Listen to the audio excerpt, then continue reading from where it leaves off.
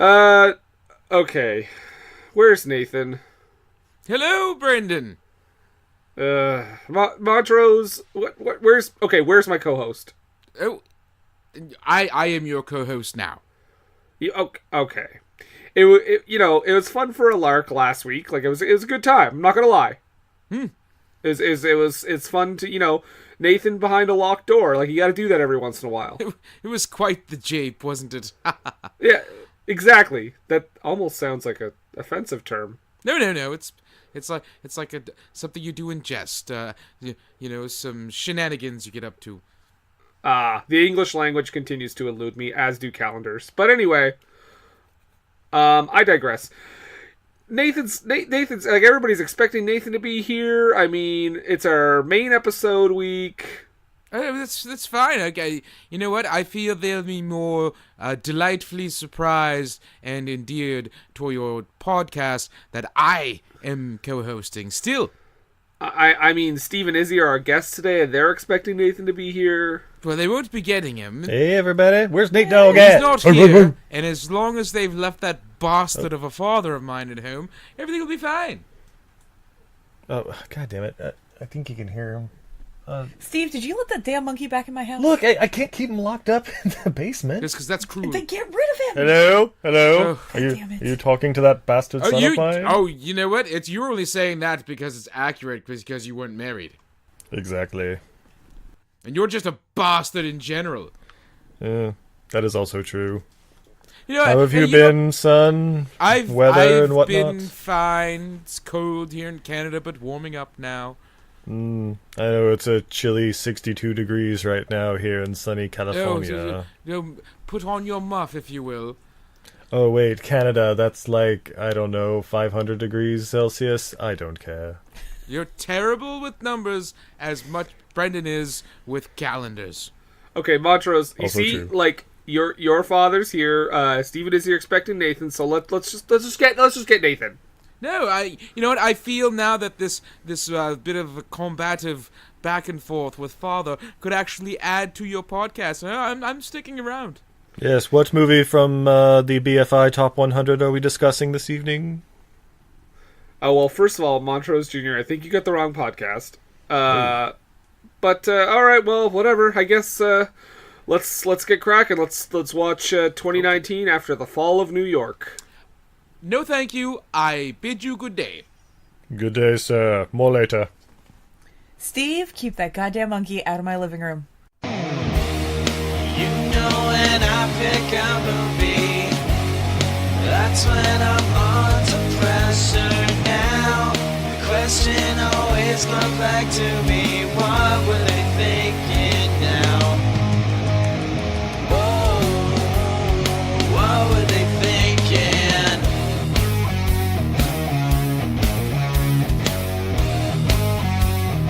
What were they thinking? Hello, everyone. Welcome back.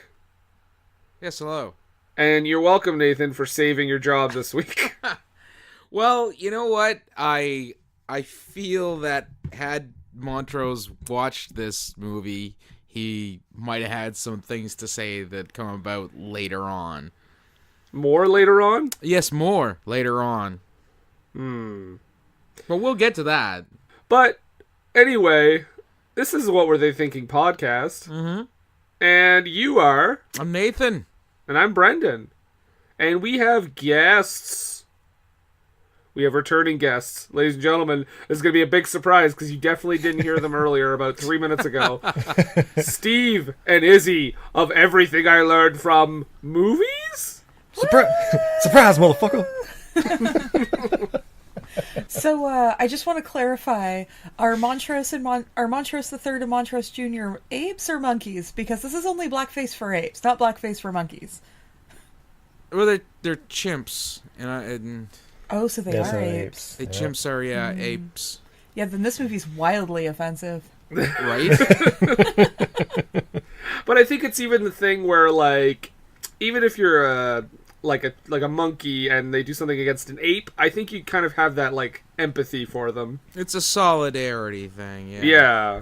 Are you sure, or do they have like a blood feud between them? You know, like I am a Capulet and I saw an anti-Montague film and I don't care. exactly. Remember that part in Romeo and Juliet? Yeah. Oh, I thought you were talking about West Side Story. Well, same thing, yeah. But we're not talking about Romeo and Juliet. We are Oh. not. We're not talking about West Side Story. Damn it. We're talking about a tale as old as time. Or as new as this year. We're gonna do As new- Beauty and the Beast. Of course, 2019, after the fall of New York, the sequel to 2016, hey, New York doesn't look so good, and the prequel to 2024, hey, you remember when New York fell? Uh-oh, Tennessee's not feeling too well either. What an incredibly long, elaborate title. Where do I download these movies? I feel like the title is a spoiler alert. The spoiler is it happened in Missouri. That's a Shyamalamian Nananian twist. Not unlike this one where New York was in Italy. I don't know what you're talking about, sir. Also, spoiler alert. Also, the Nevada desert, actually southern Utah. Also, I just want you guys to know that, like, I don't actually know if it took place in Italy because New York is actually a miniature, if I've learned anything from this movie. What? I was Well- expecting Gamera to show up and start wrecking up the place. I do want to say that before this movie gets cracking, there's no info on budget or production or anything. So let's start talking about the movie All All right. right. because we begin in a blue fog with a Sweet man model. playing a trumpet, Yeah. zombie jazz man. He somehow is playing synthesizer music out of his trumpet, so I want to know how this guy plays. My favorite credit in this movie as it opens: original music by Oliver Onions. Sounds like a shitty kids show character. Hey kids, it's Oliver Onions. Or like, Or how you describe it when someone steals your wife's onions. you're being a real Oliver Onions right now. What happened? Did they take the onions? Yes, Oliver onions. Oh. I'm just going to say this, just to give people context, because I knew, like, right off the bat, I'm just going to say, people are not going to believe what we're talking about here today, folks. But I assure you, everything in this movie we describe happened in this movie. We're not going to use hyperbole on this. We Do don't yourself need to. a disservice or a favor, depending on what you're into, and check it out for free on the YouTubes. And I do have a few clips throughout just to prove our point. Delightful. So, at first, the first thing that really got me is that the narrator came on and I almost had a heart attack. Because it wasn't like a subtle transition. 20 years have passed since the nuclear war. And we have this race of people known as the Uraks, which is a blend of European, Asian, and African culture. Yep. I can tell you right now, based on the actors in this film, I know which race dominated. Yeah, a lot more you're in that whole thing. What are you talking about? But Earth is basically a nuclear wasteland and devoid of anyone that can reproduce. By the way, I see you, Alfonso Cuarón, Children of Men. I know where you got your plot hack. from. I actually, when they did that, I was like, I gotta see. I know the movie came out in the 2000s, but maybe the book was written in like the 60s or something. Nope. No? Nope. Oh, 1992. shit. I hope he's a secret fan of this movie. He's like, no one will ever know. No one's gonna fucking see this. They gave me my first gig. I was one of the 8 people. Oh, wait, spoilers. Oh, Joke's get on into you, it. Alfonso. Yeah. Spoiler alert, the Planet of the Apes masks got around in the 80s. Right?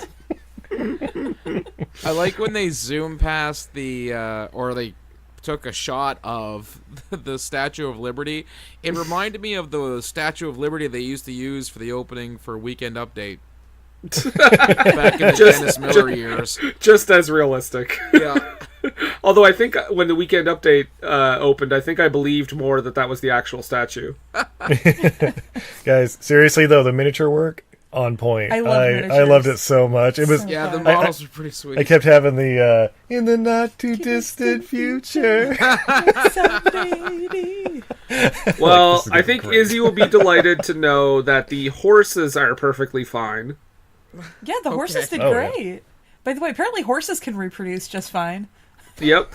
So the Uraks are basically these. They employ hunters, and they are hunters themselves, and they're basically exterminating all the locals and finding people who they think are of sound body to do tests on, so they can repopulate the human race. Right. So one of those hunters looks like he just got back from a gay nightclub.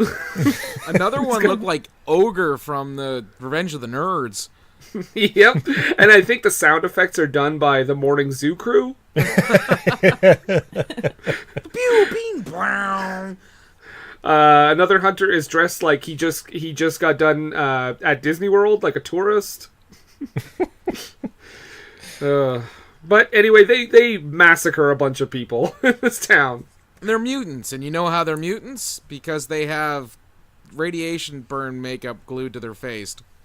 Yeah, it's very realistic. Super duper realistic. If you learned anything from a good genocide, you have to get rid of the ugly ones first. Oh my god. Wow. I'll say it's nice that gasoline is not in any sort of shortage whatsoever in the apocalypse. Oh no. Duh, Because gasoline comes cars- from dead things. Yeah, there's cars all over the place. Dudes have flamethrowers. Yeah. Also, Izzy, you never fail to astound me. What, with my logic? Let's call it that. My lady But- logic? Hashtag lady logic. Hashtag lady logic. I am offending the entire female race right now. At the very same time in the Nevada desert, and we know that it's the same time because the credit says Nevada desert, same day. As if we assumed it would be 4 months into the future. I don't know. Anyway, there's a Death Race 2000. I mean, no, nothing like that. It's just a race. Yeah. And it's so Mad Max. I mean, no, nothing like that. It's No, just it's a race Snake in the Plissken. future. No, yeah. no, Oh, nothing is like that that. No. Oh my god, the amount of things that managed to get ripped off in this movie. Oh, the flying this- cars from Blade Runner were in the miniatures. I thought that was kind of cool. So this race is an editing nightmare. Oh yeah, and also our hero, not Snake Plissken. Let's call him Worm. We're what was his name? Yeah, like Worm Parsifal. Penzance or something. Percival, that's it. Yeah. Yeah. God. What a great name for your main character. Like Worm Plotkin's a way better name. Worm Plotkins. That's the name. Yep. Boom. And, Done. just because it's the Nevada desert in America, it was awesome that he had a right-hand drive car. Wait, they have in Italy. But they all have their different style helmets. They're all racing. Only two of those helmets are effective. Yeah, one's a helmet. Then somebody else is wearing like a headband or something. Yeah. But Worm Plotskin ends up winning the race because he murders everyone. Right, because the car joust just stops and devolves into a fist fight. Yep, and we learn that the humans are made out of tomato sauce. In Italy. Yeah, well, that makes sense. It's Boppity-boop. That makes sense. spaghetti. Let's go. I gotta cut you and then put it into my noodles. Right. That's a spicy arrabbiata sauce. Oh. If anybody is listening to from Italy right now, you're welcome. We're pretty accurate. Canadians are great at impersonation. Buongiorno, principessa. I'm of Italian lineage, so it's perfectly acceptable. Take that, Sicily. Some of my best friends are Italians. Grazie. What? I Buongiorno. mean, I assumed Izzy, you and Nathan were friends. I didn't know it was that close. Best friends, yeah. Well, I mean, you know how you and Steve stay up late texting messaging each other on Twitter? What do you think What? Nathan and I are doing? We're not just sitting on the other side of the bed, twiddling our thumbs. Wait a second. Nathan and I don't share a bed. Are you sure? Not for quite some time. That's not what our it's- messages say. It's been a while. Guys, we didn't want to announce it on the podcast. Cheating bastard. Anyway, I can't help it if Mariah has a better penis than you. I was talking about Jason. Oh. Well, I mean, his is okay. I offered you a Charlie and the Chocolate Factory style bed setup, but you were too good for that, so I don't know what to tell you. So, what does Worm Plotskin win by winning this race? Well, why don't we take a listen? Because he goes in to see the most horrifying creature ever devised. It's a clown, so fuck everything. And it's got a giant eyeball on its head, and it talks like this. So, now, guys, listeners, listen up. If you can't understand what's going on, don't worry. We'll explain it in a minute. I couldn't understand what was going on. Here we go. To the victor, long life and happiness. Here's your winning foul Long life card. and happiness. To the victor, long life and happiness. To the victor, long life and happiness. License to kill number 122. 20 ounces of gold. My name is Flower. I hope to share your life. Possession of hermaphrodite slave called Flower and right of life and death. Sweet Jesus Christ. He won the right to kill someone and a whore. They specifically point out a hermaphrodite slave. Oh, okay. Named Oh, Flower. okay. Yeah, that makes a lot of sense because I was like, so how long has this chick been a chick? Because it's not long. I had questions, but I was like, do I want to bring that up? And then I heard him say hermaphrodite, and I'm like, hey, it's fair game now. Any port in a storm. It's the apocalypse. I mean, come on. Nobody's breeding anyway. But, like, yeah, he wins this slave, and the best is, like, she's one of the most obviously dubbed people in this movie, because everyone's God. dubbed, but she's one of the most obvious ones. And when she does the thing where she's like, she blows him a kiss, literally her noise is like, mwah. But yeah, fuck that eyeball clown. Why is there an eyeball clown? I don't know. There doesn't need to be. Sure doesn't. I feel you had to stop the movie at that point and just like take a walk for a second, didn't you? I'm not gonna lie. I paused it for a moment to question my choices in life. And the only reason you came back was like, well, obviously I can't walk, so I can't leave the Nevada desert, so I can't go to New York later. All right, that's Yeah. all I'm going to have to see of this thing. If that clown ended up being the main character, Nathan, we would have chosen a different movie. It is me, the king of the Ewoks. Ew. Long life and happiness. And by the way, I cut out a few of the long life and happinesses in that clip, so you're welcome. Yeah, thank It you. goes on. Like a lot of things in this movie, they go on much longer than they need to be. Well, you got to make it an hour and a half. I mean, come on. It's got to be feature length. That Mad Max Death Race 2000 car jousting scene went on forever. Sure did. I honestly rewound it because I was like, oh, I was looking down because I got so bored during it. I was like, did anything happen during it? Nope. Okay, cool. nothing. Moving on. So, Percival takes his love slave, and they come across some people who apparently have died drinking radioactive water. So he, mercy kills them. Yes. And says, hey, do you know how to ride a horse? And she's like, yes, of course I do, master. And, So it's Natasha Badenoff? Yeah. yep. And I'm not exaggerating. That's her voice, guys. So he's like, okay, take this horse and you're free. And I was confused because he gives her, coins or something. Does he make her, a legal murderer? Yeah, he gives her a license to kill, which gives her the right to all their stuff. Yeah. Basically, the coins are like get out of jail free cards or something, where it's like, oh yeah, I can kill these people and it's okay, and now I get rights to all their stuff. But he gave it to her, so then she could start a life on her own. I don't know, whoring about whatever she was going to do with a couple horses and radioactive A Horrid water. Central Park, my favorite Don Bluth movie. So then we smash cut to what is absolutely 100% Alaska. And apparently Deep 13 is under Alaska. Best set ever. My God. It reminded me so much of the Snow Beast Slayer in the old Rudolph claymation cartoon. The Bumble!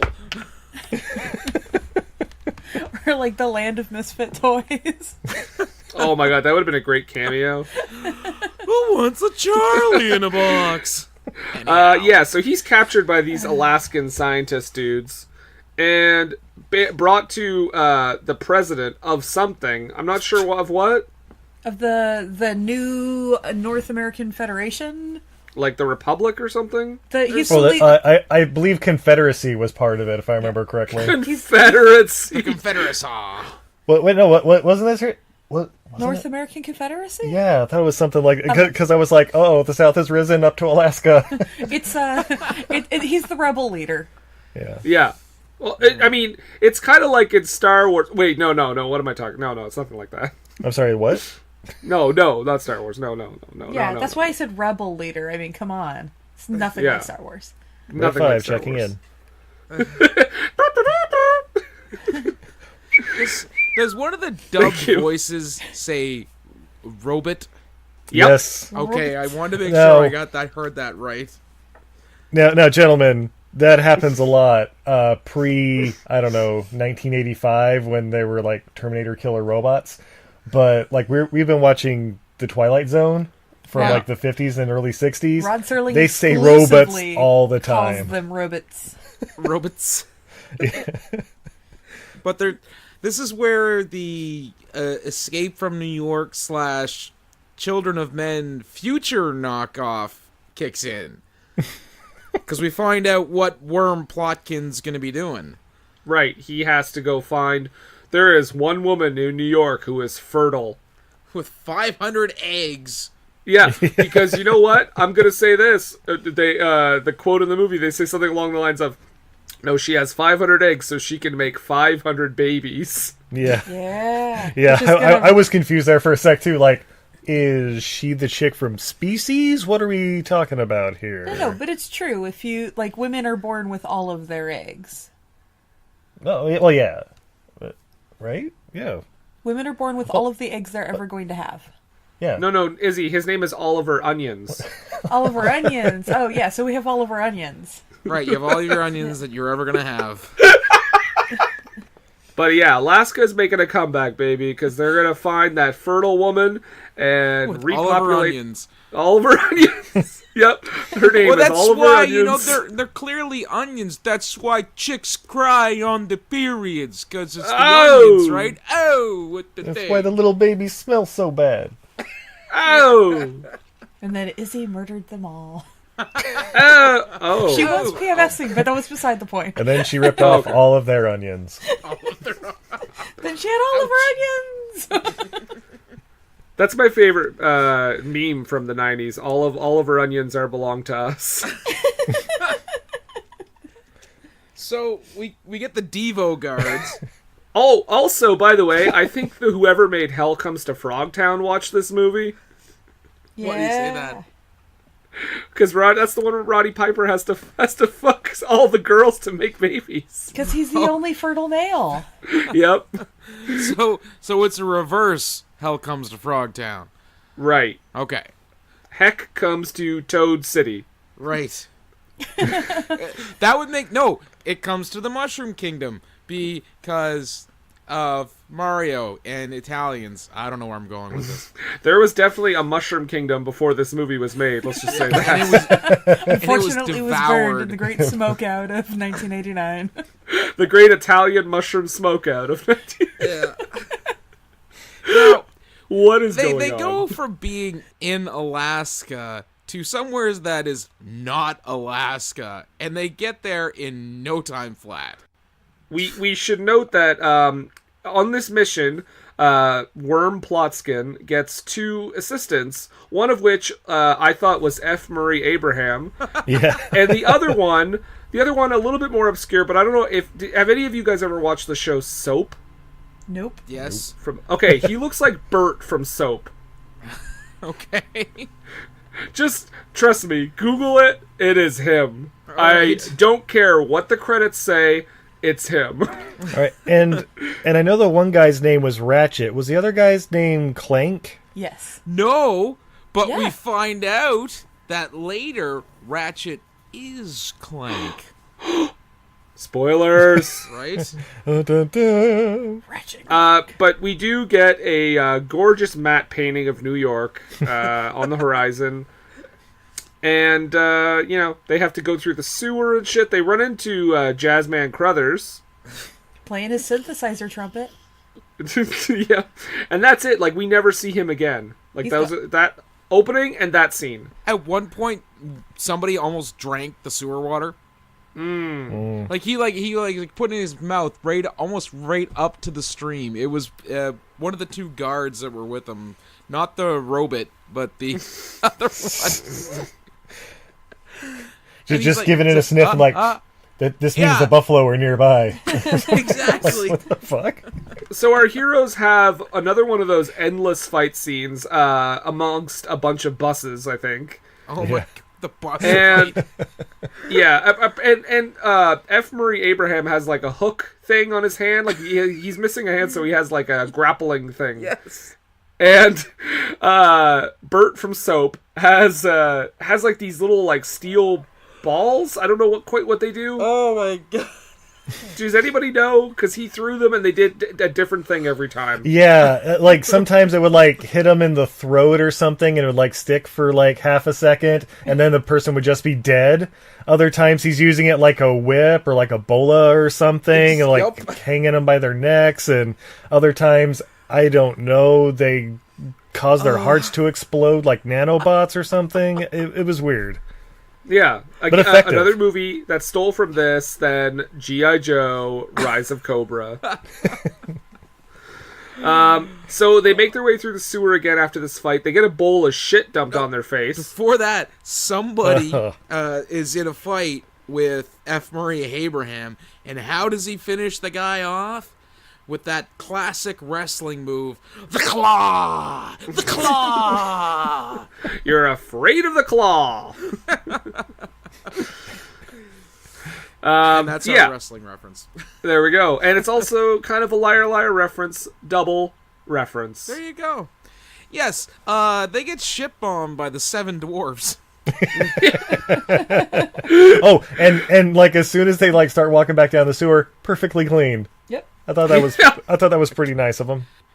Also, I'm going to say this, and I'm sure this was difficult for Izzy, but Izzy, I feel like this Italian movie made in 1983 on a low budget, I think they killed some rats. I don't think this passes the no animals harmed. It certainly does The little not. ratty muffins with their little wiggly noses and their little No, it's whiskers. okay, because rats, they are no animals, they are vermin. Then are They are they like vegetable bugs. and mineral, you Italian No, bastard! no. Go to hell! We can't even Burn make it the away soup to with the them. No, they don't make a good soup. ground. Even with the sauce. Steve Attini makes a good point. Grazie. Stefano! Granada. Ciao. No, they're like all the Or later. close-ups. All the close-ups of rats dying is like obviously fake, but like when they're walking through and just stabbing randomly at the rats, I feel like some of them definitely Oh, died. Oh yeah. no, there was definitely one scene where there was a rat running and they stabbed it through the back. Yeah. What? Somebody put a rat in her boobs. Yep. Like Saved stuffs it for down later. For later, yeah. She said, "Thank you, more later." Right. They're delicious. I apparently. volunteer for that job. Patty could not even look at the TV during the rat deluge. Well, I stand mean, them. let's talk about this scene. So they're going through these people killing the rats are led by Fu Manchu and these like mutated sewer folk, and they see what they think is a little boy, and this happens. Hey, he's not a little boy. He's one of the tiny people. He should be killed. They're bad luck.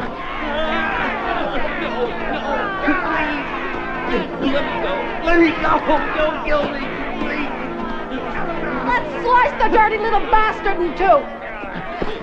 It's not his fault he isn't a child. It's not his fault. So they're basically they go to help that little guy escape, but they all get captured by this gang of whatever they are, and they have a woman with them, a blonde lady, who looks better than anyone else in the movie, like better than anyone should in this world, and. They play a game where whoever kills the most rats gets to, sorry to use the term here, folks, but rape her? Yes. Yeah. Oh, well, rape a woman of their choice. Yeah, a woman of their choice, and I feel like the blonde always gets chosen. Yeah, I feel like 110% of the time she's chosen. Because, I mean, what are your options in that gang there? It's fair. But yeah, she unfortunately gets taken off, and this is when the Urax show up and wipe those people the fuck out. Now, Yeah, they were set up almost like a fake court. There was like a head knight, or is that what the Urax? Because my notes are all over the place. Someone is described as a head knight.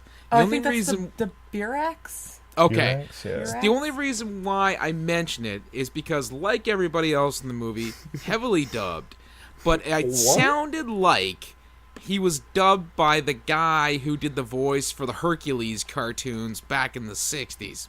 Jesus, that's a deep cut. You know what I'm talking about, though, right? Nope. No idea. And Daedalus. I am Hercules. Hey, Herc tamed him! Herc tamed him! You guys never seen that? No. I am Hercules. Nope. Oh my god, Hercules had a ring that he kept in his belt. I am Hercules. I mean, Why would naturally. you keep a ring on your belt? You know what? Okay, well, everybody who's listening and has no idea what I'm talking about, I Which am is not everyone. an It's insane everyone. That's all of us. person. Look up The Mighty Hercules on YouTube. You'll have a great time. Okay. I am And Hercules. then watch Hercules in New York so you can understand why Izzy keeps saying, I am Hercules. I am Hercules. I have still said it less in this time period than Schwarzenegger says it in the same amount of time in the movie. Okay, so these guys, the Urax come in, wipe everyone out, and then they're like, well, wait. Oh, by the way, Bert ducks out. Like, he manages to escape during this.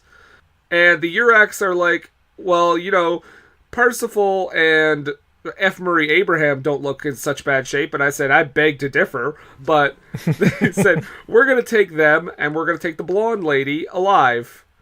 And I feel like what a lot of the establishing shots for the Urax place and also that bus fight from earlier were just recycled locales from Warrior of the Lost World. Oh, I thought you were going to say they were flawless, and there's nothing we need to say about them. Oh, I was not going to say anything like that at all. Okay. That's exactly what you were going to say. You're just trying to cover it up now so we all think you're cool.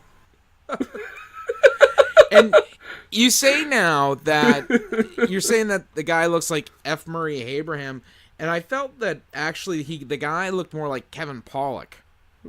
Well, let's mix them up. Okay, F. Murray Pollak. F. Murray Pollak. He also kind of looks like a guy you would expect to see in like a Russian art film. Yes. The leader of the Urax looks like a bald Jason Segel. So you get to see a bald Jason Segel have a tete-a-tete with F. Murray Pollak. So F. Murray Abraham has this long conversation with whatever he is, the bald Jason dude. Segel. Yeah, and he's talking about like how he wants to unite everyone's art together or something. It's bullshit. Nobody cares. Yeah. But the best part of this is that he asks F. Murray Pollak. Sorry, he asks him, "Why are you in New York?" And he says, "I'll tell you. To dig out the eyes of a worm." worm. Yeah. Gouges his eyes out. He gouges his fucking eyes out. Most realistic, definitely not using a dummy moment ever. Yeah. You know, we didn't mention that Ratchet has a mechanical hand. No. We You're did, thinking of the but guy, F. Murray Pollock. Is F. the one Murray with the Pollock hand. has yeah, the hand. aka Bronx. His name is fucking Bronx. Ugh. Clank? I feel he gave himself that nickname. Yep, he's like, I know all about New York. You can call me Bronx. Pizza pie, gangsters, Broadway. I knew everything. You know, Charles Bronson. That's a thing, right? Movie theaters, Iron Man, everything. You're in Saturday Night Branson, New Fever. York. Hey. Live from New York, it's my movie. So, yeah, evil dude is... We think he's dead, but he's not dead. His eyes are just taken out. But a real missed opportunity here, because F. Murray Pollock has put on this, like, quartering machine, and I was like, I really want to see him get quartered. Right? I wanted to see, like, plush arms being torn off Yeah. and still dangling or being shook or something with strings. It'd been awesome. It was Yep. like the rack from like an 80s techno music video. Oh, it would have been so good. But, alas, it does not happen. But the Percival, or, sorry, not Percival. Plotskin? Worm Plotskin. Worm Plotskin, lies to... Well, actually, I didn't know that he was lying at first. I thought he actually thought the blonde lady was the fertile woman he was looking for. Mm-hmm. And he's like, yeah, this girl's totes fertile, so don't kill her. And they're like, all right, we'll do some experiments, and they find out that she's not, but they manage to escape and rescue F. Murray Pollock, which is all for naught because F. Murray Pollock sacrifices himself. For what reason? I don't know. So we could scream bastard like 18 times? Oh my god, yes. Oh no, the best screaming of bastard comes later. Oh, well, yeah. Well, I'm sure he was inspired somehow by the ghost of F. Murray Pollock. And Did you notice that one of the lab techs who ran the fertility test looked like Jeff Foxworthy? Mustache and everything.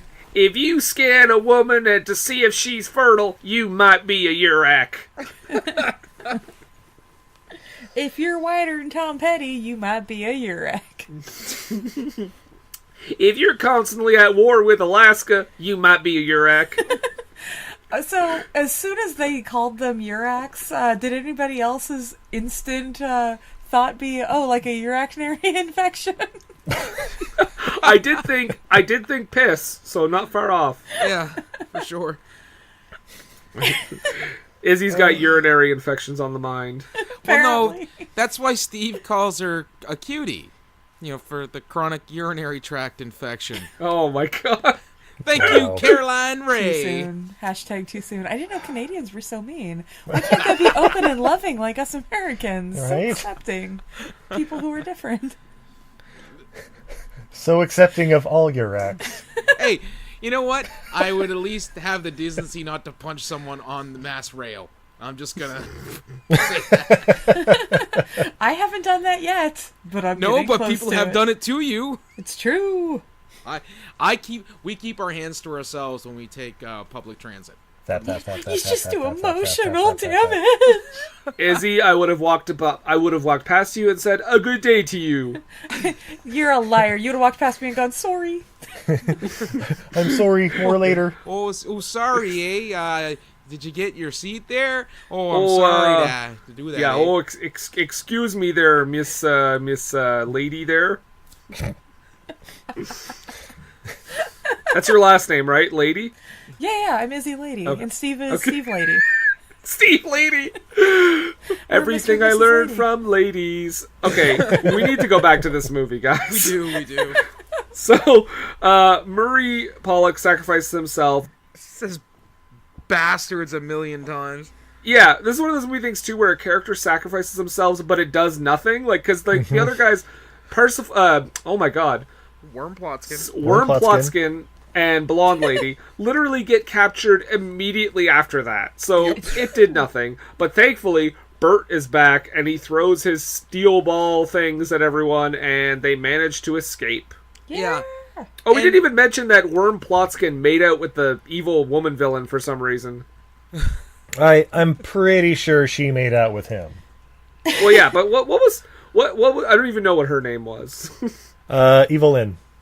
Yeah. Okay. Evelyn. Yeah, you made out with Evelyn. Straight from Eternia. I think this is another one of those cases where he's supposed to be completely irresistible to, like, anyone. Yeah. Oh my god. Men want to do him, women want to be him, you know, that sort of thing. He is doing a Kurt Russell character with the charisma of Kurt Russell's pet iguana.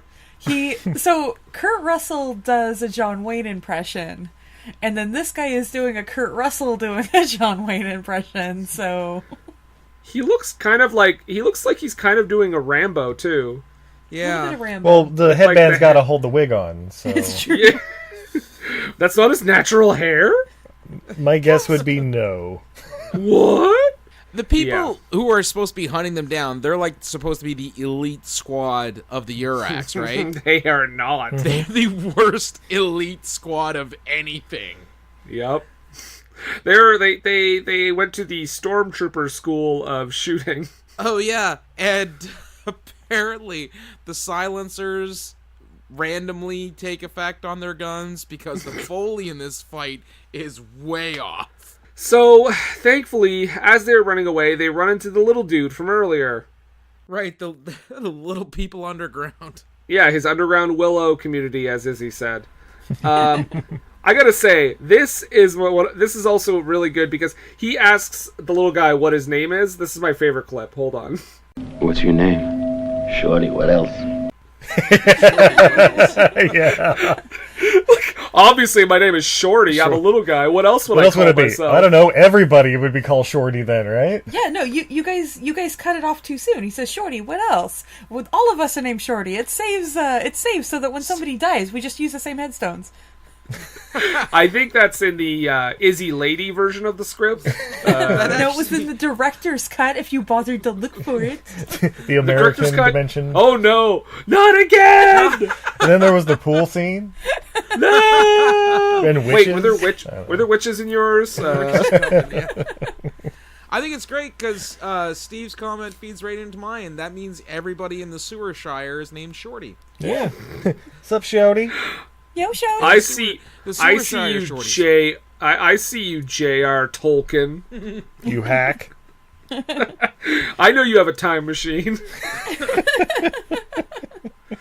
There's also a few lines that when they're dubbed, they didn't bother trying to make them make sense because one of the lines is Shorty says, "I'm rooting for you to bring this mission off." Yeah, oh yeah, that's What? right. The blonde says that, and I was like, wait, she's gonna get them all off? I'm like, bring this mission off. I don't think is anything. Pull this mission off would have made That's sense. what it. Yeah, pull, bring. I mean, tomato, potato. Translation. And this is where we find out. Well, everybody kind of finds out that Ratchet is Clank. Do we though? Well, okay. So that's apparently a big reveal towards the end of the movie that he's a cyborg. I figured from the beginning he was a cyborg because, let's face it, the other guy who was his buddy, F. Murray Pollock, he had a robot fucking hand. Yeah. See, I didn't figure it because I didn't know what was going on most of the time. I assumed like almost everybody that wasn't super radioactive and or dead was a cyborg. Yeah. Also, let me just say right now, I feel like if cyborgs were a real thing right now, I feel like this movie is racist towards cyborgs. Oh, they are.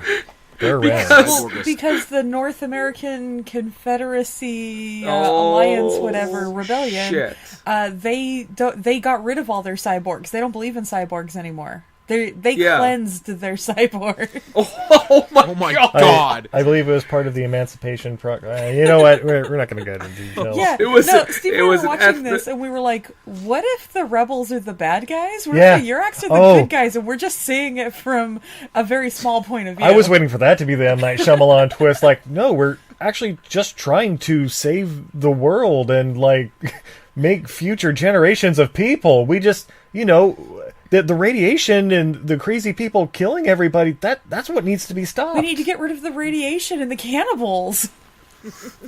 I'm glad we figured it out.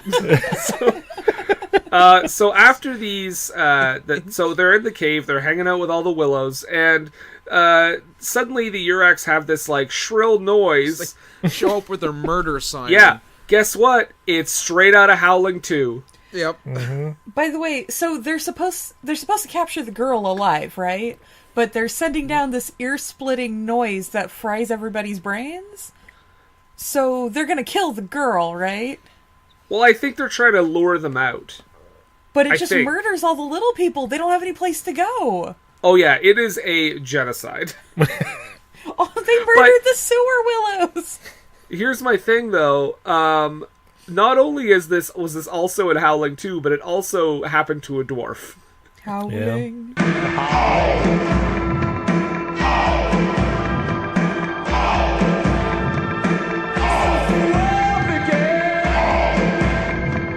No, not that song.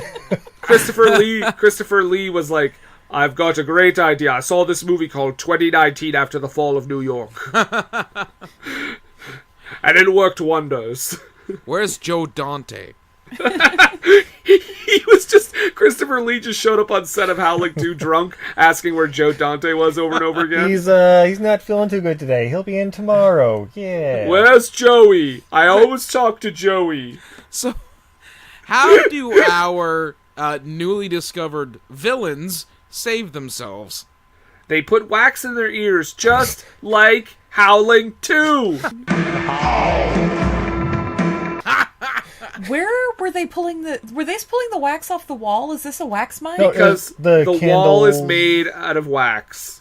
Or it was like rocks at like the base of like the fireplace or something, and I'm like, covered in wax. Is that going to burn? Because we thought it was clay. I thought they figured it was like clay or something. Ears. Yeah. I thought they were like just cramming dirt in their ears. No, but they do manage to escape, and they come across a room with dolls and music playing, and Bert says, and I quote, by the way, this is like a good almost hour into the movie, he says, "Be careful, there's something weird about this." Oh, okay, this is the weird thing. Everything up to this point has been hunky-dory, but this is where Bert draws the line. In the apocalypse, right? I mean, there's a certain baseline for weird that is actually the norm. So they approach the doll and the music, and a giant net falls on everyone. No, not a net, the one weakness. If I learned anything from Planet of the Apes, it's that nets are impenetrable. A fucking thing comes out of nowhere and starts like cackling, and the Uraks show up and blow its face off. Yeah. From the wrong side. So this was a circus, right? Yeah. Well, I think Nathan said to me before we were recording that he said it was like a community theater to him. It looked like, just for some reason, they were in like the backstage area of a community theater, complete with knockoff costumes from the Pirates of Penzance, just bright colors. Absolutely the opposite of everything else you're seeing in the movie. Well, see, that's why we thought it was like a circus, because it was like, the tents were like, I don't know, holding the rocks back or something, and all the little people, and then the little gymnast guy coming out that gets his face blown off. And guys, is that special guest star George Eastman as Big Ape? Yeah, right. Big Ape, played by George Eastman, who, by the way, at first I thought this was like a super racist thing where they were wearing like really shitty blackface. Nope. And I was like, oh no. Nope, they're the ape people. Oh, they look like werewolves, like to me, like mid-transition werewolves Howling or something. 2. And that's when I was immediately started thinking that. 2. And then the next scene, when people have the Planet of the Apes faces on and stuff, it's like, oh my god, Howling 2. Yeah. We're talking about... My note for this scene was, just look at this scene. Look at it! Big Ape, by the way, we were talking about John Wayne earlier. Big Ape to me sounds like he's also kind of trying to do a John Wayne. Oh yeah. or like a Charles Bronson or something. But let's take a real quick listen here to Big Ape, because he also has a pretty great line here. So they tell him he helps them kill off the Urax. So he's not like a total bad guy, but he's not a good guy. And they tell him, like, we're looking for the one fertile woman in New York. And this exchange takes place. They've been combing the city for you guys, like you was bunches of bananas. Why? Because we're from the new Confederacy, and they want to find it. There is no Confederacy. No more, nowhere.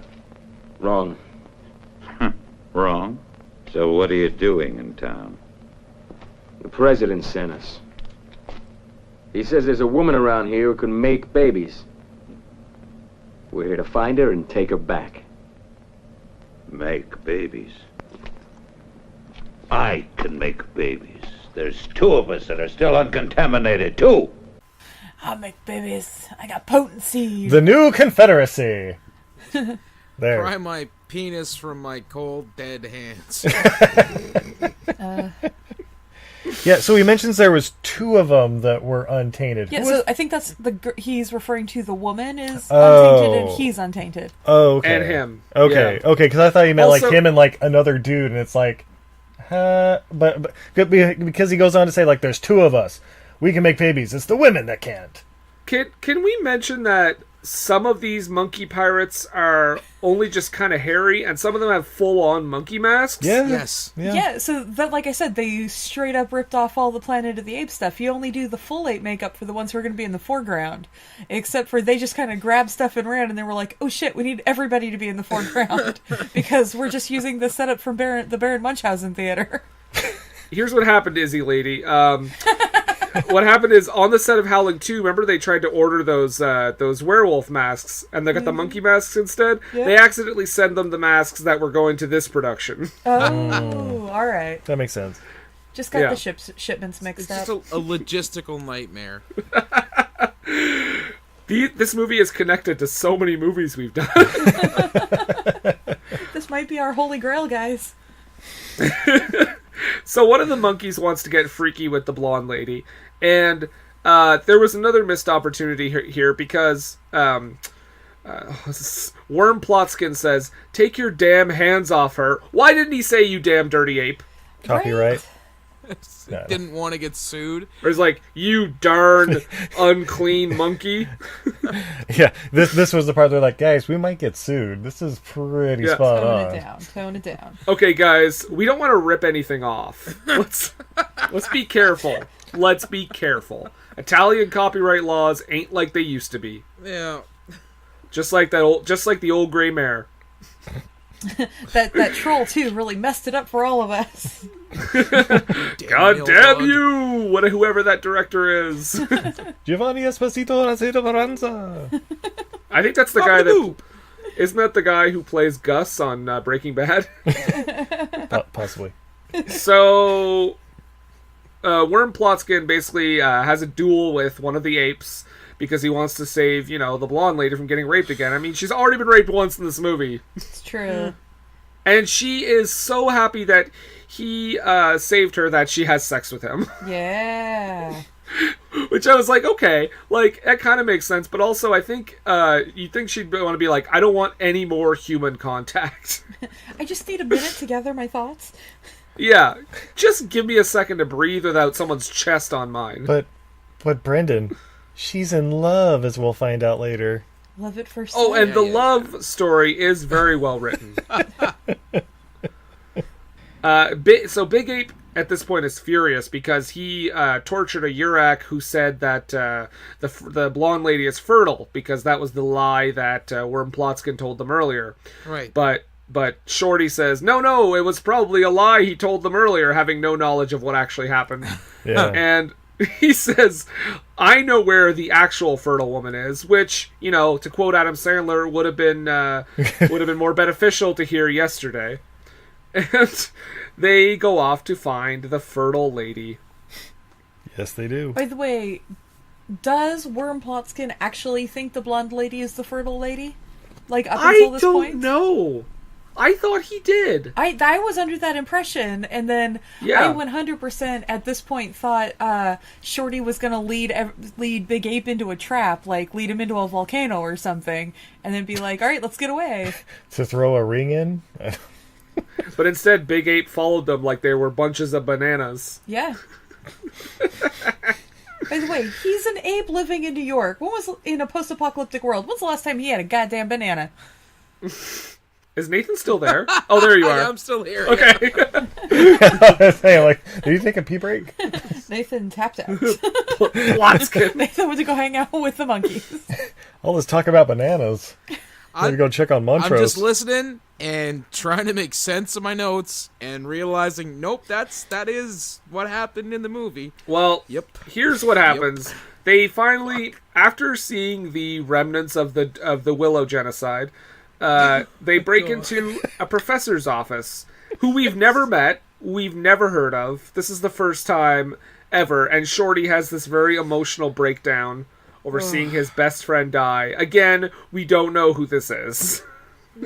This is the guy who's been feeding the sewer willows. Come on. But the professor's daughter is the fertile woman, and she is in a glass case, much like Sleeping Beauty. And the reason I say Sleeping Beauty is because there is a line in this movie that says, it is like Sleeping Beauty. Now, is it a glass case of emotion?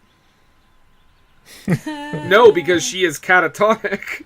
Right, okay. She has been on life support her entire life, almost her entire life, as they say, which I'm going to go ahead and say if she's been, like, quietly on life support her entire life, when they wake her up, so she's going to have the mentality of, like, a 4-year-old? And oh my God. The fact that with the... But she's the only fertile woman? The story is, like, chapter 2 of the story is about to get weirder. Yes. Anything involving her and Big Ape from this point is going to get... Oh my God. Not so good. By the way, and then this is where... Are not what are you guys calling him? Slug Pliskin? No. Worm Plotskin. Worm Plotskin. Gosh, you and Brandon. I know. Hey! Worm Plotskin, I think, is trying to sabotage the Confederacy. Yeah. But, yeah. Anyway, so Big Ape, we find out her name is Melissa, and Big Ape is immediately like, I want to put my seed in her. As one is wanting to do, but usually keeps it internal monologue. But Nathan, I've got a question for you. Do you? So, you know, Melissa's there in the glass case, and when they ask, well, how are they planning to get her out of here? How did they plan to get her out of there, Nathan? They get a Vista Cruiser. Holiday Row. Yeah. Literally a car under a tarp.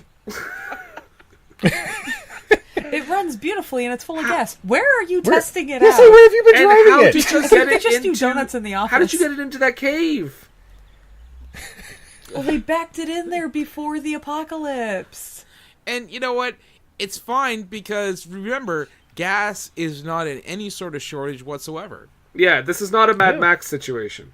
No, there's flamethrowers and cars and everything. This is everything Mad Max except the gas shortage. Yeah, by the way, keep this in mind, guys. This takes place in 2019, so that Vista Cruiser is 50 years old. If you're going to escape in a classic. This is happening right now? Yeah. Oh, shit. Yeah. So they make the dumbest decision of this whole movie. So they're like, okay, we need to go get some reinforcements for this car so we can drive out. It's going to be very dangerous.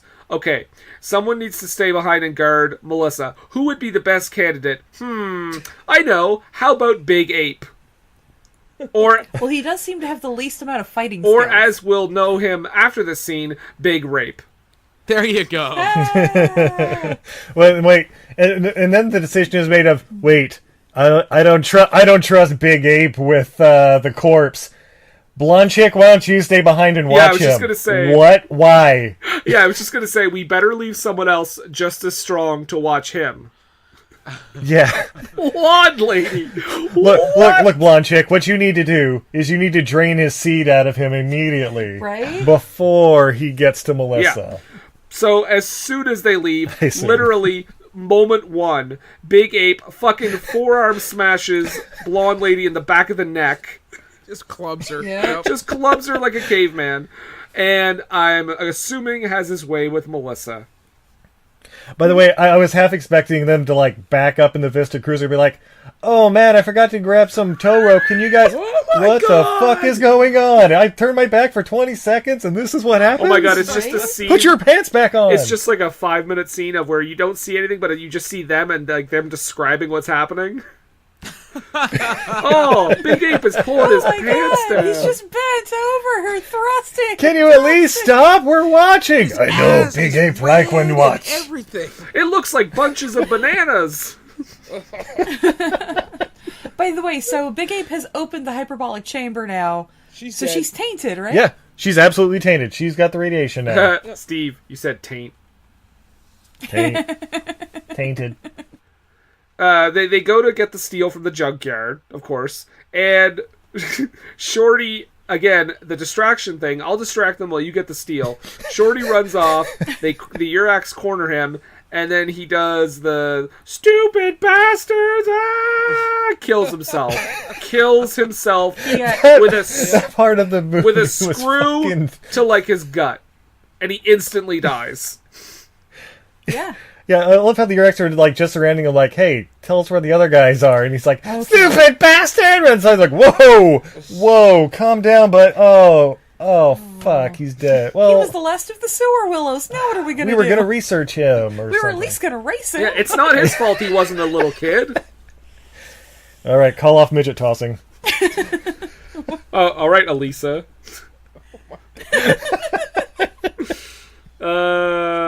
So Worm, Plotskin, and Bert return with the steel, and Big Ape just kind of slinks out of the tent to where Melissa was. And the most perplexing part of this is that they talk to the blonde lady. They're like, "Hey, did anything happen?" And she's like, "No, it's fine." I assume that was because after he had come to completion, she was starting to wake up, and Big Ape was basically like, "Look, if you tell anybody, I'll kill you all." Fair. But yeah, also they keep cutting back menacingly to like the tent. Like it cuts back and forth between Bert doing all the work and nobody helping him, and cutting back to the tent, and I'm like, so did he like split her in half? Like, are we gonna open this up? Damn it. I would have loved if they had gone in and she'd already given birth to like a monkey human hybrid. Right? Or it was like Alien, like she's like getting pregnant as they watch. This is the Prometheus we needed. Oh. So, yeah, it's time to try to drive out of here, guys. Yes. So, they got the steel, they got the car with the steel, they put Melissa in the back. It's still in her chamber, which, again, like Izzy said, I'm pretty sure she's contaminated now. And, she's for sure contaminated at this point. Inside and out. They have the chance to abandon Big Ape, his name now is Big Rape. They have the chance now to abandon him, and they choose not to. Dumb mistake. No. I'm just saying. No. No. He helped out later on. I mean, but boomerang sword. But they were lucky that he got killed, because he would have been bad news later on. Now, as they're getting away, they have to crash a checkpoint. Is it not the shittiest checkpoint in the history of checkpoints? It's literally a tower. Oh, the balsa wood checkpoint? Yes. I don't know. There was one we were watching a James Bond movie the other day. I think it was Thunderball, and it was basically like, oh no, there's tire spikes. Let's just go through the balsa wood security thing. Right. Yep, that was pretty easy. We did it in a BMW or something. I also love how they carefully drive around the spikes. Oh my god. Yeah. The slowest fucking driving scene ever. Yeah. So I've seen faster driving in Driving Miss Daisy. I'm just going to say that. Yes, Mr. Ape, I be honking. Oh my god. I don't know nothing about birth and no baby. Oh wait, that's a different movie. That's a different racist movie. So anyway, Right. oh shit, what's going on? Yeah, Big Ape, Big Rape, throws his sword and cuts off a bunch of Yuraks' heads, which is a pretty cool. Like a boomerang. Yeah, I like that. I love how easily their heads came off. Yeah, I love how it didn't lose any force whatsoever. No, it was made out of space steel. Rocket Unobtainium. boomerang. Unobtainium. There you go. Or was it Vibranium. There you go. Wakanda forever. Oh my god, this movie should have had Big Ape saying Wakanda forever. Oh my god. What a twist that would have been. The Italians are like, what are you talking about? Marvel. I don't know what that is. Hashtag too soon. What? What is happening? So they finally escape by driving out, but we've got one more shocking twist, folks. Bert is a cyborg.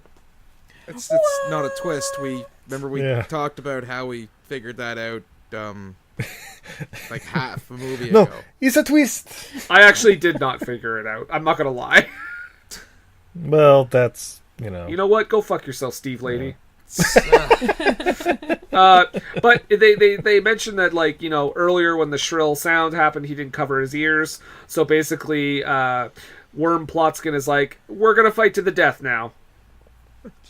Well, I think Bert was gonna kill them, but I don't know what his end game is. Like, they're all getting a seat on the plane, so why would he kill them?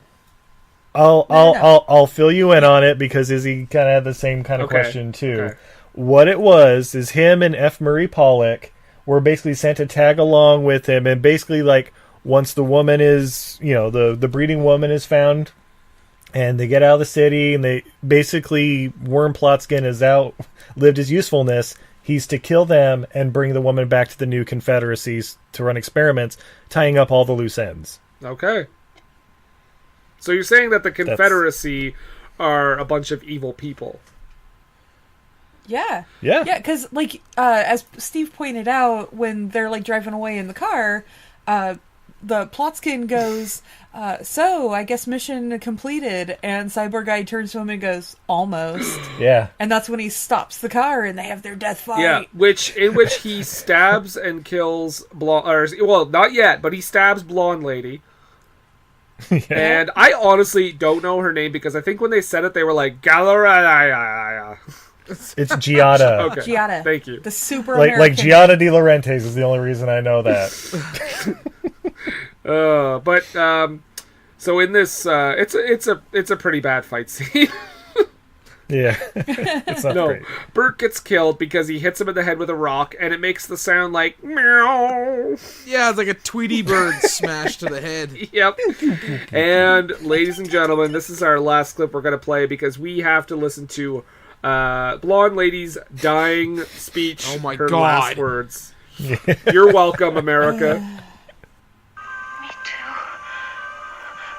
For you. Like Big Ape. No.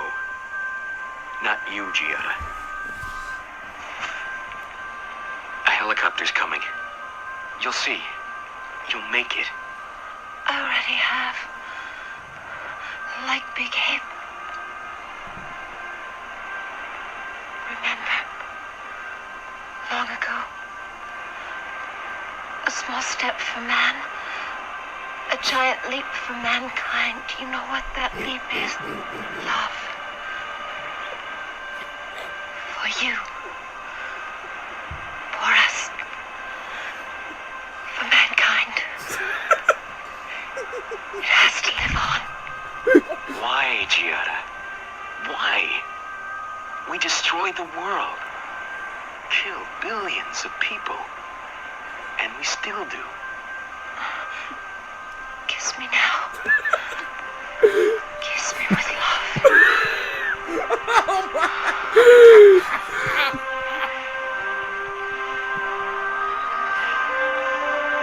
Wait for it.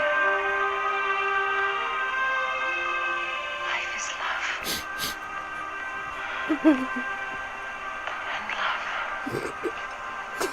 It's just love. Wait.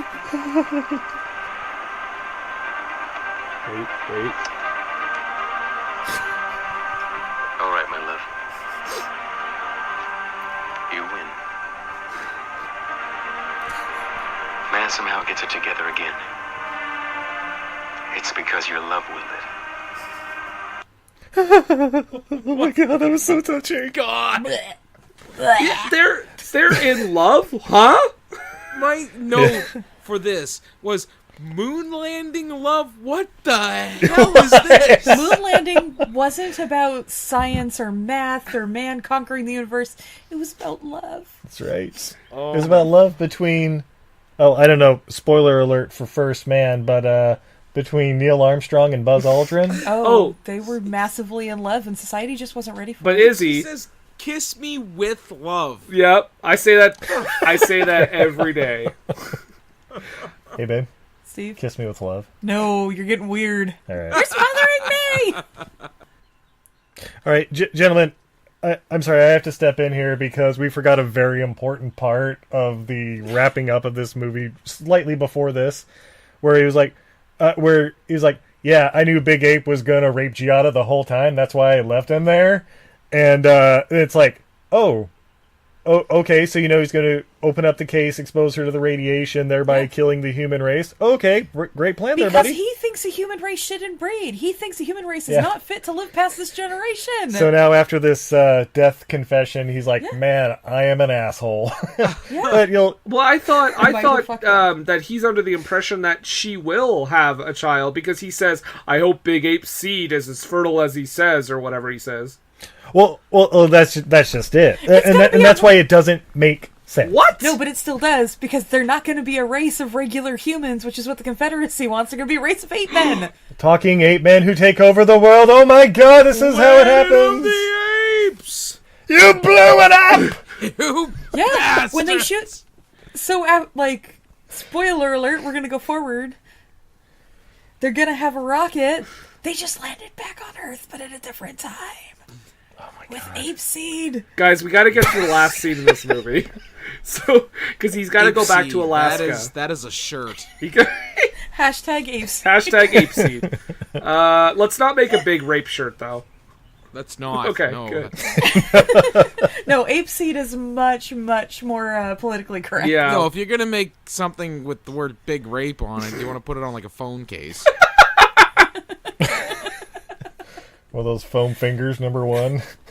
Well, you want a phone case because you carry that with you every day. You can only wear a shirt once or twice before it's got to go back in the laundry. Once or twice, you fucking hippies. You're right. I don't understand the male hygiene practices. You can only wear it for a month at a time. That only applies to jeans. What about jean shirts? Whoa! You wash your jeans once a month? Classy guys up in Canada. Bloody duh. He doesn't speak for both of us, m'lady. Well, skirts, whatever. Your lower garments. All right, last scene in this movie, guys. We're almost there. So, Worm Plotskin meets up with the president, and we learn another kind of twist, is that his seat on the plane was never available. He's actually taking the president's seat on the plane because the president is dying. Which I don't understand because I thought the president told Bert to kill him at the end of that mission, so it doesn't really make sense, but whatever. No, the president didn't tell Bert to kill him. I think there's probably some sort of plot between the Secretary of Defense or whatever. Ooh, the vice president. Haven't you guys seen an action movie? Or the Speaker of the House.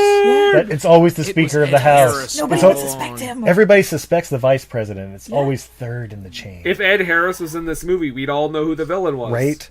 Yes. My God, Ed Harris. Ed Harris plays. is the one who gave him the directions. He's off screen the whole time. Guys, Ed Harris as the head of the Euro. Oh, I thought you were saying Ed Harris as Big Ape. That's obviously Jason Momoa. We can't hide that moneymaker under ape makeup. Come on. Right. And Jason Momoa is already hairy all over. He takes the president's seat on the plane, and then they're like, okay, so here's Melissa. She's going to wake up. It's your job. You got to tell her what happened in the last 20 years. Okay, cool. Have fun. Why? Why does she need to know that? Also, is he going to wash his face before he tells her? Or before he gets on the spaceship going to another planet? Are they going to sterilize him at all? The movie ends with him looking at Melissa as she wakes up, does like a Mona Lisa smile, credits. Fuck.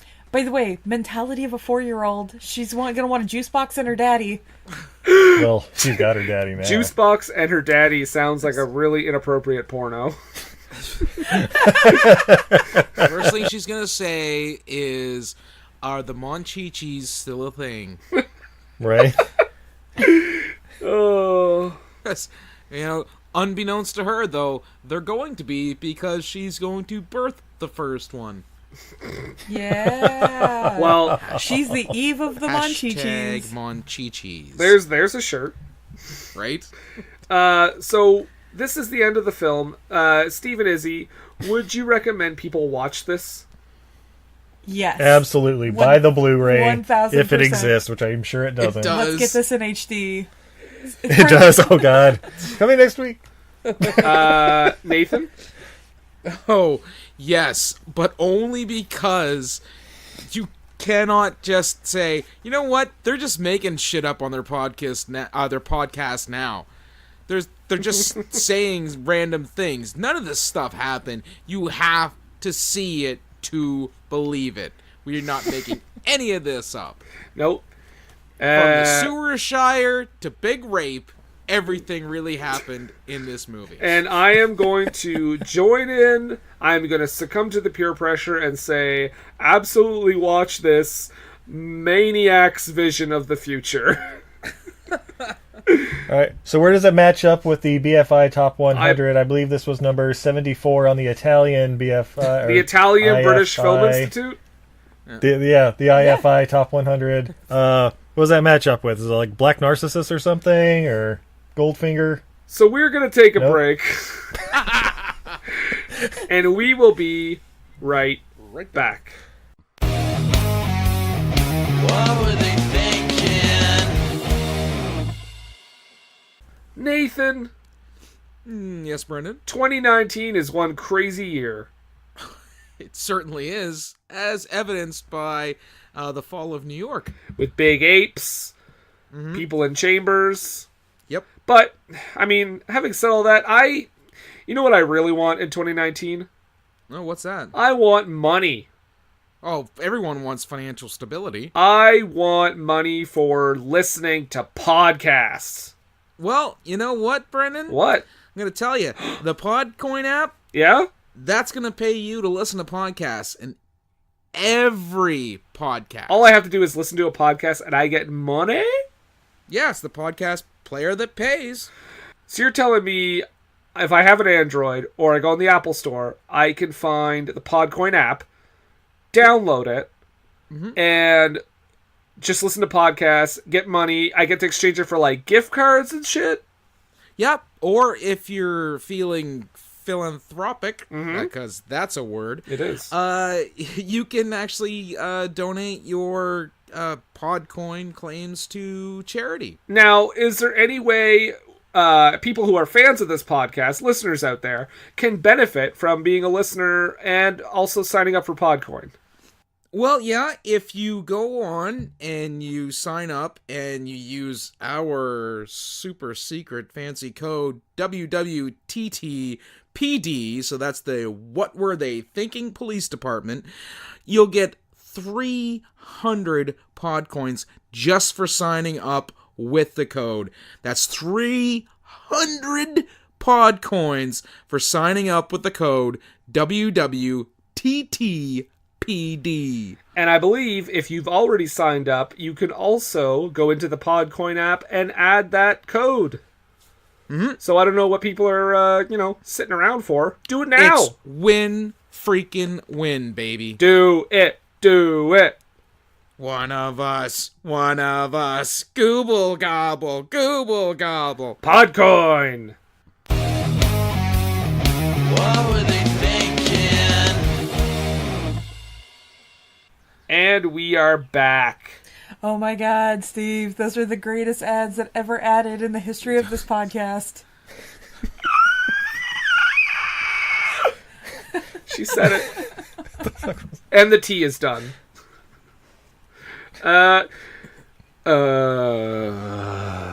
Nathan? Yes, Brendan? Steven and Izzy lady? Hello. Hello. I think it's time we get a little bit poetic.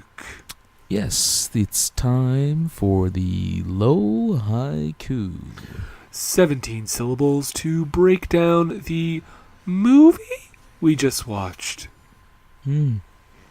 Now, as our guests, Steven or Izzy, would one of you like to go first? Oh, well, thank you, gentlemen. I have a little haiku here for you. It's the end of days. Women have no fertility. This movie was rough.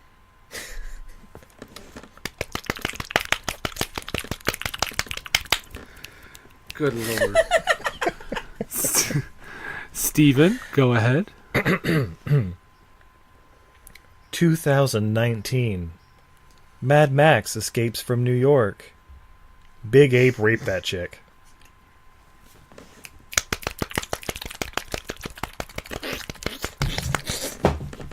Such a concise breakdown and social commentary about what the film really represented. So mine, I was a little confused when I wrote it. What did I just watch? Not so sure what happened there. Monkeys, kinda, huh?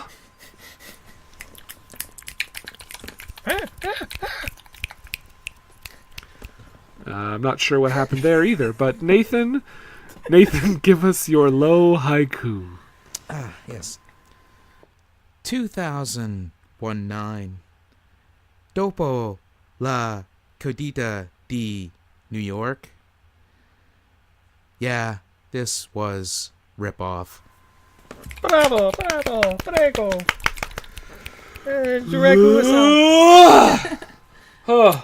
Oh, god damn. And I just made a mess, guys. I'll be right back. Super excited about this movie. I just really love Japanese poetry. Well, Nathan and guests. I've forgotten your names. Nathan and others. Nathan and others. We talked about this movie. We kind of had our opinions, but what do we always say, Nathan? Well, we always say, don't take a word for us.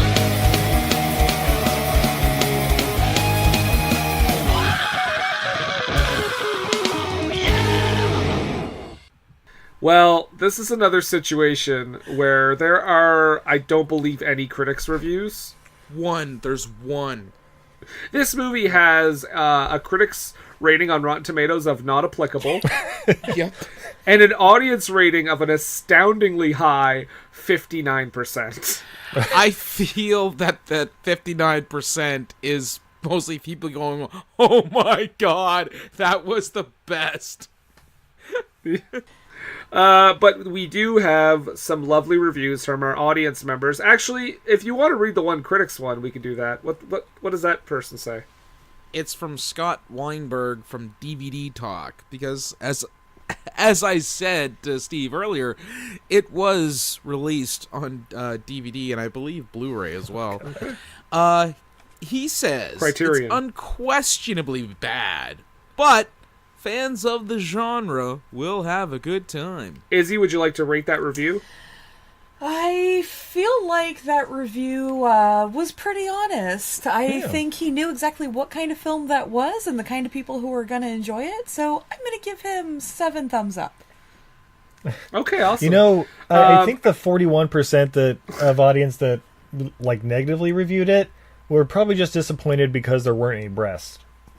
No gratuitous boobies. That was actually a letdown. Yeah. I mean, why do you watch Italian sci-fi movies if not for the breasts? I wanted to see some monkey titties. There were no monkey titties. There were no mutant titties. Come on, what kind of film is this? There weren't even horse titties. So this audience review, this is a 2-star review. It says, out of all the post-apocalyptia that came about in the wake of Mad Max and Escape from New York, 2019 is one of them. Not on wrong. Again, I do feel like this reviewer at least saw the film and knew what he was talking about. I don't necessarily agree with him, but he is entitled to his own wrong opinion. How do you know if they watched it, though? It's basically just like, yeah, this is one of them. All right, so some of these reviews, the reviewers don't even they seem to be on their own, just like weird random diatribe and personal like fight. This guy at least knows the film exists, and he is correct about that. Well, Simon P., he gave it 3 stars and writes, spaghetti trash version of Escape from New York with hints of Road Warrior and Hell Comes to Frogtown. An 80s gem. Wait, Hell Comes to Frogtown was like 87, 88, right? What? Also, Children of Men was like 2006 or something, yeah. So, yeah, right, this reviewer is not comparing it to the time it came out. He's comparing it now to like all modern cinema, and I'm sorry, it's not going to be a Dark Knight, which I'm sure is the only thing this guy likes, because he's that sort of dude. So this reviewer gets like a half a star. Bullshit. But half a star for effort for even learning how to type. I like how the first reviewer got thumbs up, but the second reviewer got a star. Yeah, I give him rating. 2 hater slippers. I've got a couple of real quick ones here. This one just says it's a 4-star review, and it was written in March of 2018, and it says review coming soon. Somewhat clever, because I assume he's waiting until 2019 after the fall of New York to review the movie of said name. Oh, is he gonna? You think he's gonna do his review based on its timeline accuracy? Oh my god! Do you think this guy's gonna plan an attack? He's gonna turn into an ape and rape a gal in a chamber. So Izzy's rating is a 10 out of 10. Got it. And then the other one I wanted to read real quick is a very short one. It's 5 stars. The mother, all capital letters.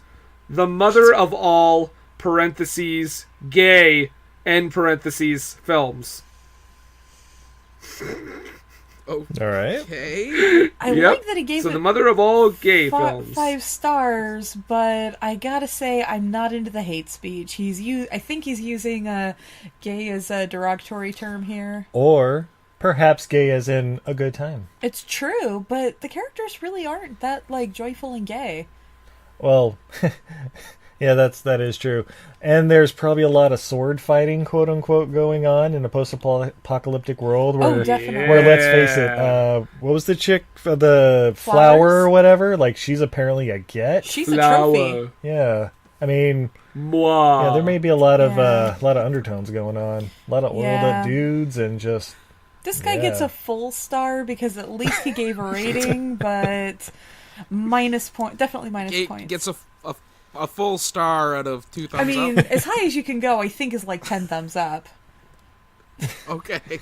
Nathan, you got anything else there? I do. Milo, or Milu, because there's an umlaut. Oh my god, I thought you were going to say Milosh. Oh, wouldn't that be great? Ooh, ooh! There's no Gugino, so there's no Milosh. He gave this movie a 3.5-star rating, and I feel that he was pretty easily pleased by it because he writes, flamethrower and post-apocalypse? I'm there. And then he fell asleep because he climaxed. Yeah. Okay, Izzy, what's your rating? You know what? He can have 3 stars. Yeah, say you do love flamethrowers. You know, maybe bump it up to 3.5. I've got one more, and then I've got a quick note here from a very long review that I don't want to read. But the one more quick one is a post-apocalyptic must-see, 1 star.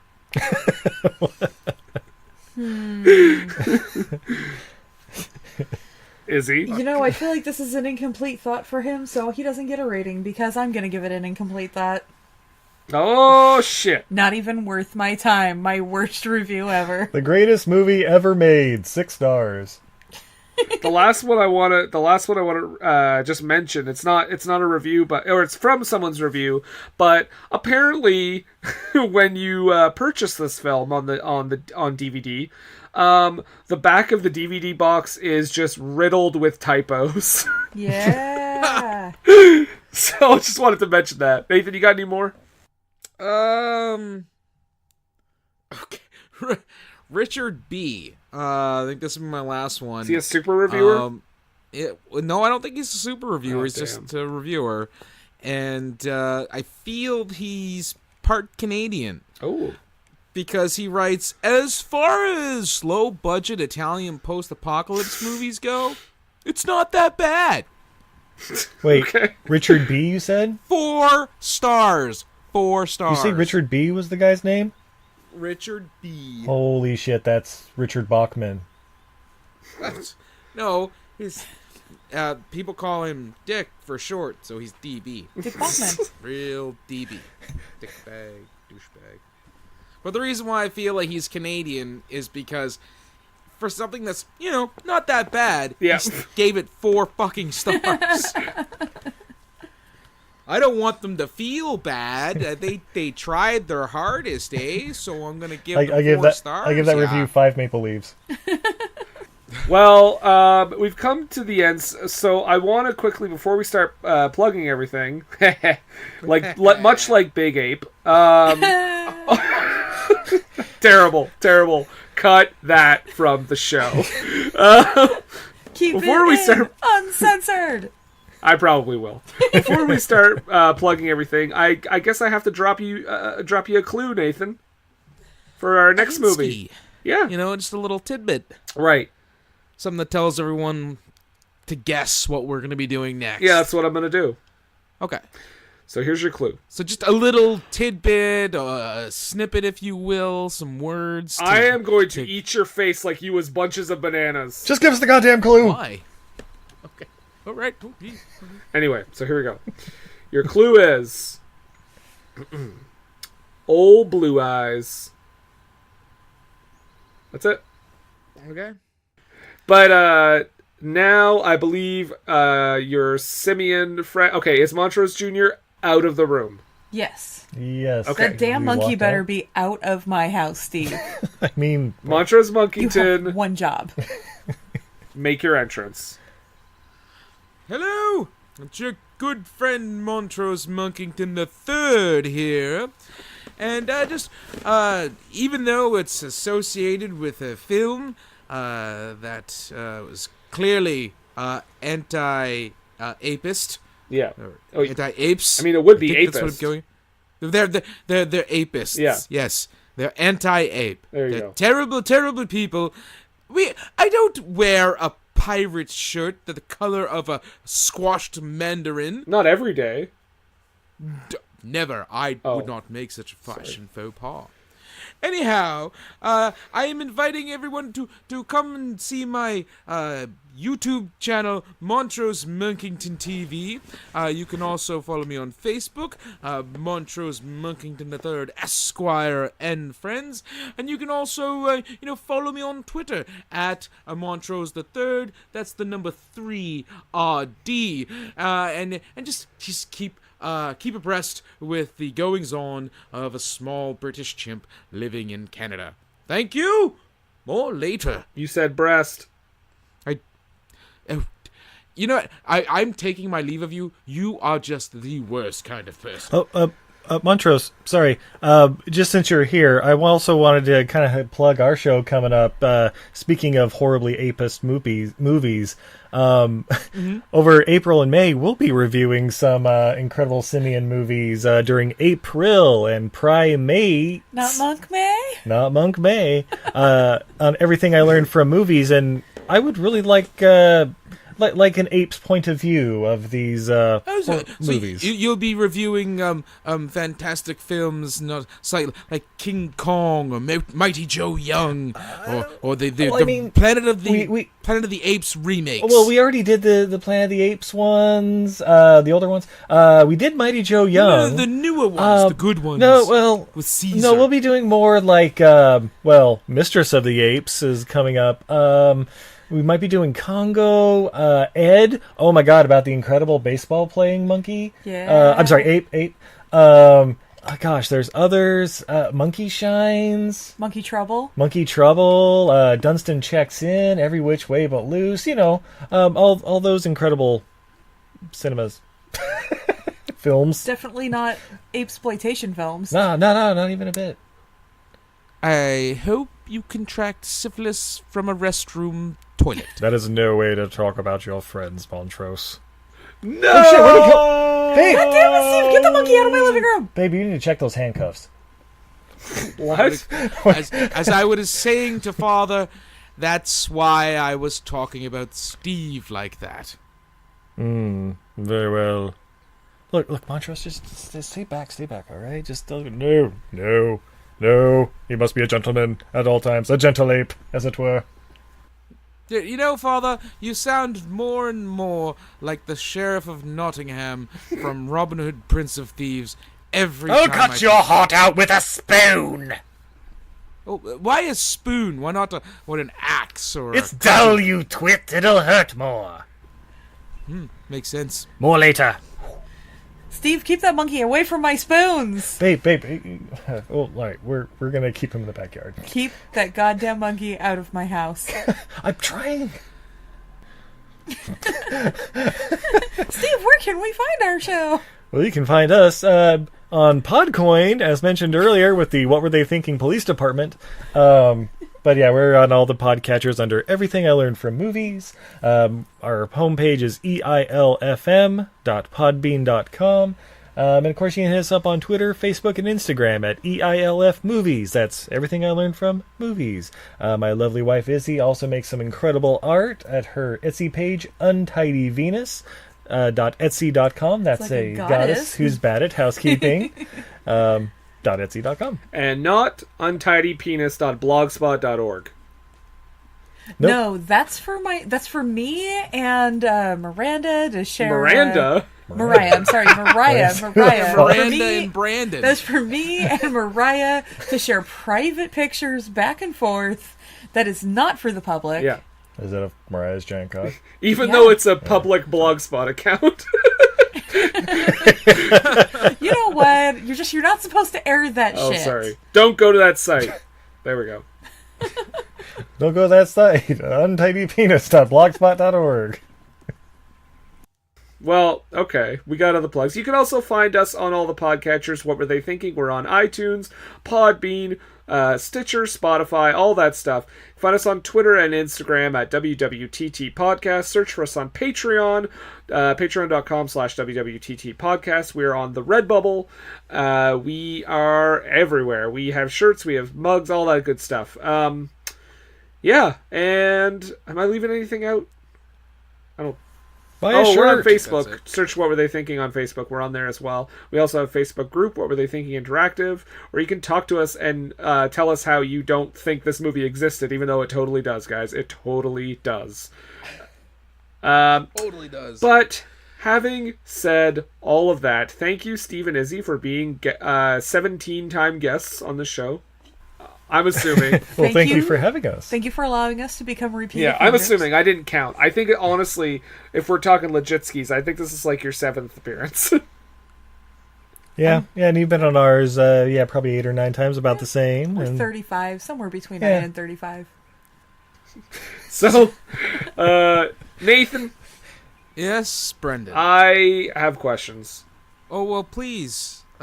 Proceed. I will try to answer them as best as possible. Well, I don't know if you can, but I mean, give it the old college try. But in a movie where there are, I mean, like you said, community theater, half monkey, half human hybrids dressed like pirates. Mm-hmm. In a movie where New York looks as gorgeous as it always does. Right. In a movie where they have a character like Jazzman Crothers who does not get used nearly enough. Uh-huh. In a movie where, I mean, every film is ripped off, including future ones. Mm-hmm. And I could go on like this for another hour, so I will. Please don't, because in a I may have a movie stroke. Where... But having said all of that, I have to know. Okay. What were they smoking? It's time, let's check our cue, baby. Pair it with a couple brews, baby. We love good movies. We love the bad ones too. So we watch them all and pass their lessons on to you. Oh yeah.